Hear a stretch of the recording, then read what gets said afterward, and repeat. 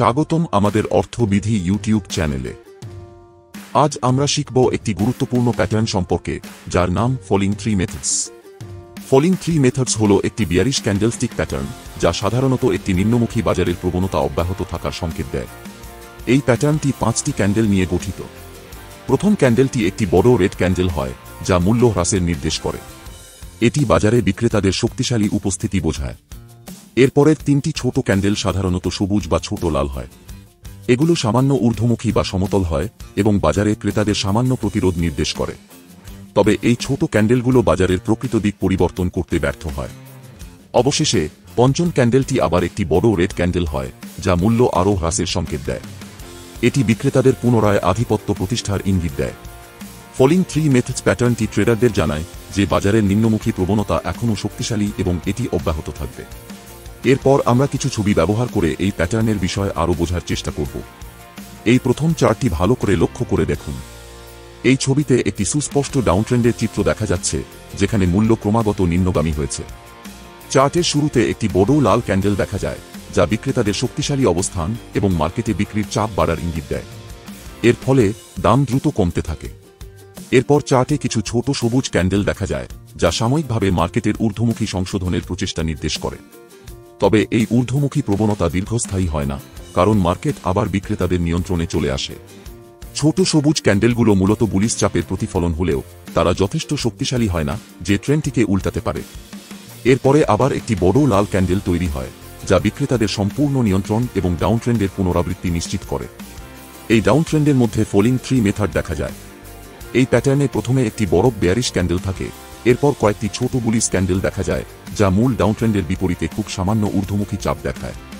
কিন্তু প্যাটার্নটির শেষে আবার একটি বড় বেয়ারিশ ক্যান্ডেল তৈরি হয়, যা মূল ডাউনট্রেন্ডকে নিশ্চিত করে এবং আরও নিচের দিকে মূল্য পতনের সম্ভাবনা বাড়ায়। এই প্যাটার্নের প্রভাব হল এটি ডাউনট্রেন্ডের ধারাবাহিকতাকে আরও শক্তিশালী করে, যা বিক্রেতাদের নিয়ন্ত্রণে থাকা বাজারকে নির্দেশ করে। এবার এই চার্টটি লক্ষ্য করুন।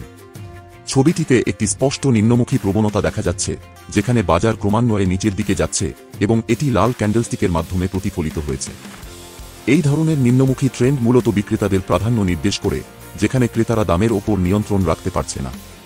এরপরে ফলিং থ্রি মেথড প্যাটার্নটি একটি বিয়ারিশ কন্টিনিউশন প্যাটার্ন, যা প্রমাণ করে যে সাময়িকভাবে দাম উপরের দিকে বাড়লেও এটি একটি ক্ষণস্থায়ী ঘটনা মাত্র। মূলত দীর্ঘমেয়াদে বাজারের নিম্নমুখী প্রবণতা অব্যাহত থাকবে। এই প্যাটার্নটি নিশ্চিত করে যে বিক্রেতারা এখনও বাজারে আধিপত্য করছে এবং সামনে দাম আরও কমতে পারে। বাজারের অংশগ্রহণকারীরা এই ধরনের সংকেত দেখে সাধারণত আরও বিক্রি করতে উৎসাহী হয়, যা মূল্য হ্রাসকে ত্বরান্বিত করে। এবার এই শেষ চার্টটি লক্ষ্য করুন। এই ছবিতে একটি সুস্পষ্ট নিম্নমুখী প্রবণতা লক্ষ্য করা যাচ্ছে, যেখানে বাজারের মূল্য প্রথমে একটি উল্লেখযোগ্য হ্রাসের মধ্য দিয়ে যায়। প্রাথমিকভাবে বড় রেড ক্যান্ডেলের মাধ্যমে এই পতন শুরু হয়, যা বাজারে দুর্বলতা এবং বিক্রেতাদের চাপকে প্রতিফলিত করে। এরপর মূল্য সামান্য স্থিতিশীল হতে শুরু করে এবং কিছু সময়ের জন্য একটি সমতল বা অল্প ঊর্ধ্বমুখী প্রবণতা দেখা যায়, যেখানে কয়েকটি ছোট আকারের ক্যান্ডেলস্টিক গঠিত হয়েছে। এই সময়ে বাজারে সাময়িকভাবে ক্রেতারা সক্রিয় হলেও তারা মূল নিম্নমুখী প্রবণতাকে থামাতে পারেনি। অবশেষে একটি বড় রেড ক্যান্ডেল আবারও তৈরি হয়, যা পূর্ববর্তী ঊর্ধ্বমুখী প্রতিরোধকে ভেঙে দেয় এবং নিম্নমুখী প্রবণতাকে পুনরায় শক্তিশালী করে।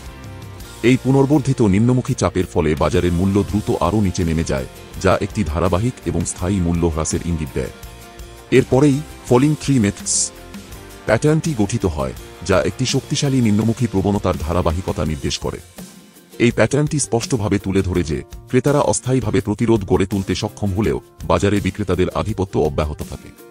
ছোট ছোট ক্যান্ডেলগুলো সাময়িক স্থিতিশীলতা বা ঊর্ধ্বমুখী প্রবণতার আভাস দিলেও এগুলো মূলত বাজারের প্রকৃত দুর্বলতা আড়াল করতে পারে না। পরবর্তী বড় রেড ক্যান্ডেলটি বিক্রেতাদের শক্তি পুনর্বার প্রতিষ্ঠিত করে এবং এটি প্রমাণ করে যে নিম্নমুখী চাপ এখনও প্রবল। ফলস্বরূপ বাজারের মূল্য আরও দ্রুত পতিত হতে শুরু করে এবং একটি দীর্ঘস্থায়ী নিম্নমুখী প্রবণতা তৈরি হয়। এই প্যাটার্নটি ট্রেডারদের জন্য একটি গুরুত্বপূর্ণ সতর্কবার্তা হিসেবে কাজ করে, কারণ এটি নির্দেশ করে যে বাজার আরও নিচে যেতে পারে এবং সেই নিম্নমুখী প্রবণতা দীর্ঘ সময় ধরে স্থায়ী হতে পারে।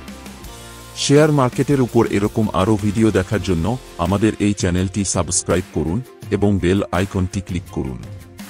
শেয়ার বাজারে বিনিয়োগ ঝুঁকিপূর্ণ। বিনিয়োগের আগে সমস্ত সম্পর্কিত নথি ভালো করে পড়ুন।